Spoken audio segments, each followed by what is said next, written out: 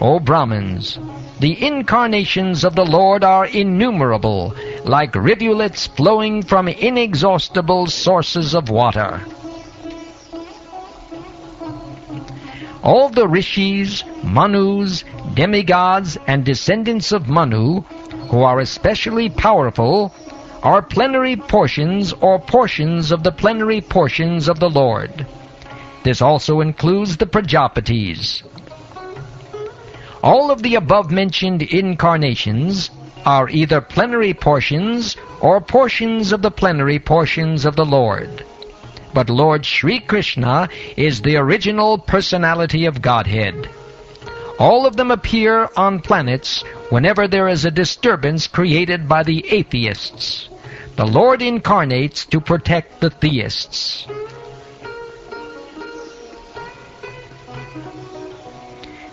Whoever carefully recites the mysterious appearances of the Lord with devotion in the morning and in the evening gets relief from all miseries of life. The conception of the Virat universal form of the Lord as appearing in the material world is imaginary. It is to enable the less intelligent and neophytes to adjust to the idea of the Lord's having form. But factually, the Lord has no material form. Clouds and dust are carried by the air, but less intelligent persons say that the sky is cloudy and the air is dirty. Similarly, they also implant material bodily conceptions on the spirit's self. Beyond this gross conception of form is another subtle conception of form, which is without formal shape and is unseen, unheard, and unmanifest. The living being has his form beyond this subtlety, otherwise he could not have repeated births. Whenever a person experiences, by self-realization, that both the gross and subtle bodies have nothing to do with the pure self, at that time he sees himself as well as the Lord. If the illusory energy subsides and the living entity becomes fully enriched with knowledge by the grace of the Lord, then he becomes at once enlightened with self-realization, and thus becomes situated in his own glory. Thus learned men describe the births and activities of the unborn and inactive, which is undiscoverable even in the Vedic literatures. He is the Lord of the heart.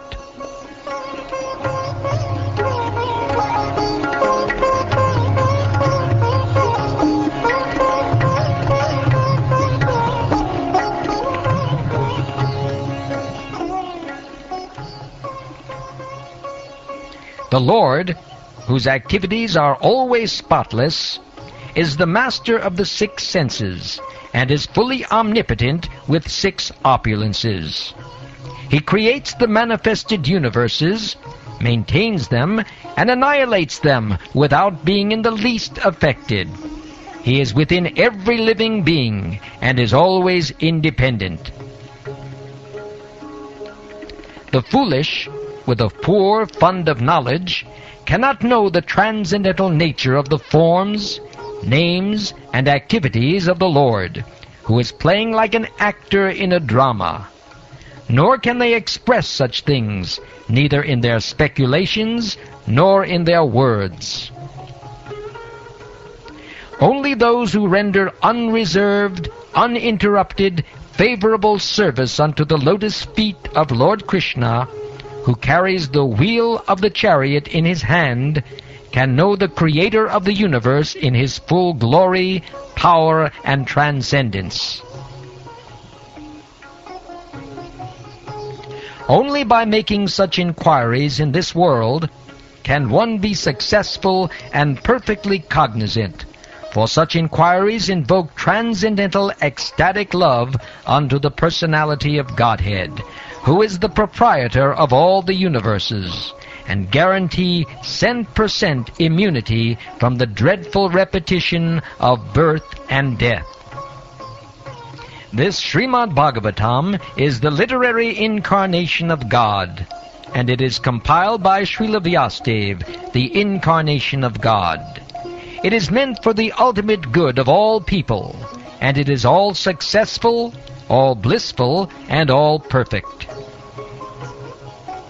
Sri Vyasadeva delivered it to his son, who is the most respected among the self-realized, after extracting the cream of all Vedic literatures and histories of the universe. Shukdev Goswami, the son of Vyasadeva, in his turn delivered the Bhagavatam to the great Emperor Parikshit, who sat surrounded by sages on the bank of the Ganges, awaiting death, without taking food or drink. This Bhagavad Purana is as brilliant as the sun, and it has arisen just after the departure of Lord Krishna to his own abode, accompanied by religion, knowledge, etc.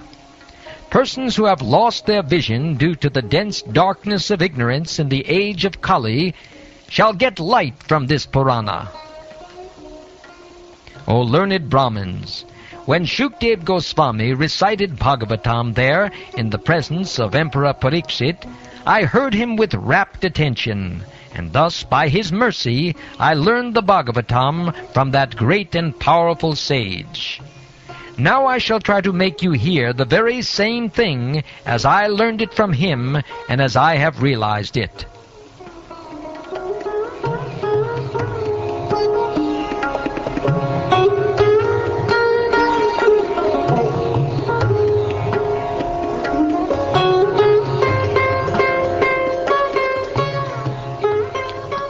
Thus ends the third chapter of the first canto of the Srimad Bhagavatam, entitled Krishna is the Source of All Incarnations.